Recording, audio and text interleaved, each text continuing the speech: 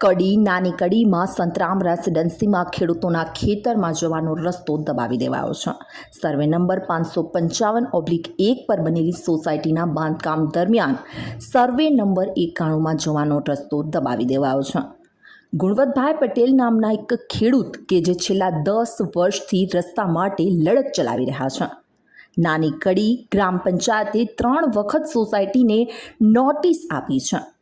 મામલતદાર અને કલેક્ટર સુધી રજૂઆત છતાં રસ્તો નહીં ખોલતા અંતે ખેડૂતો મુસીબતમાં મુકાયા છે. એ શરતોનો ભંગ કરી ખેડૂતના ખેતરના જવાનો રસ્તો જ દબાવી દેવામાં આવ્યો છે. ત્યારે હવે ખેડૂત ખેતરમાં જાય તો કેવી રીતે જાય તે એક સવાલ ઊભો થયો છે. કડીના નાની કડીનો આ બનાવ છે, જેમાં સંતરામ રેસિડેન્સીમાં ખેડૂતના ખેતરમાં જવાનો રસ્તો જ દબાવી દેવામાં આવ્યો છે. ગુણવંતભાઈ પટેલ નામનો આ ખેડૂત કે જે 10 વર્ષથી લડત ચલાવી રહ્યા છે. નાની કડી ગ્રામ પંચાયતે 3 વખત સોસાયટીને નોટિસ પણ પાઠવી છે. મામલતદાર અને કલેક્ટર સુધી પણ રજૂઆત કરવામાં આવી છે, પરંતુ હાલ આ સમસ્યાનો હલ ન આવતા અંતે ખેડૂત મુસીબતમાં મુકાઈ ચૂક્યા છે.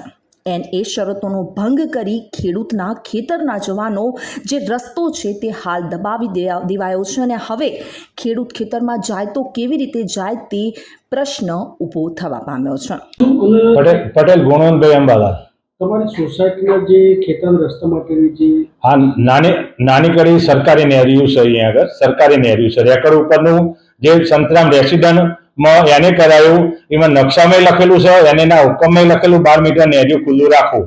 બરોબર. એમને 555 એને કરાયું, એમાં 12 મીટરનું નેરિયું લખેલું છે અને નેરિયું કોમન પ્લોટમાં એમને ઉપયોગ કરી દીધો છે. અને સર્વે નંબર 91 નવો સર્વે નંબર 91 નો રસ્તો નેરિયું કાયદેસરનું નેરિયું હતું એ બંધ કરી દીધેલું છે. શું કારણથી આ નેરિયું બંધ કરવામાં બસ અહીંયા આગળ કશું નહીં. આગળ કારણ કે ભાઈ હવે તમે આમ થઈને જો કે બરોબર ખેડૂત એમ કરીને દમ મારે છે. અહીંયા આગળ બિલ્ડર અને સોસાયટી વાળા દમ મારે છે. હા, હવે પંચાયતે 3 નોટિસો આપી. પંચાયતને દમ મારે છે. પંચાયતને 3 નોટિસો આપી. 2022 થી અમે પંચાયત અમલ લટે છે. બરોબર. 3 નોટિસો પંચાયતે આપી. પછી મામલતદારને આપ્યું. મામલતદારે લખી અને ડીઆરઆરમાં આપી. માપણી કરી રસ્તાનું દબાણ કરવા માટે માપણી સીટ બની જાય. માપણી સીટ બની જાય. સીટ બની અને કલરને ખૂટ મારી દીધા. ડીઆરઆરમાંથી આવીને ખૂટ મારી દીધા કલરના. અને પછી એમને હવે ખુલી જશે નેરી. બરોબર. એટલે પછી એમને કોર્ટમાં પંચાયત ઉપર અને ખેડૂત ઉપર દાવો મેળ્યો. તો તમે શું માંગ કરી છો?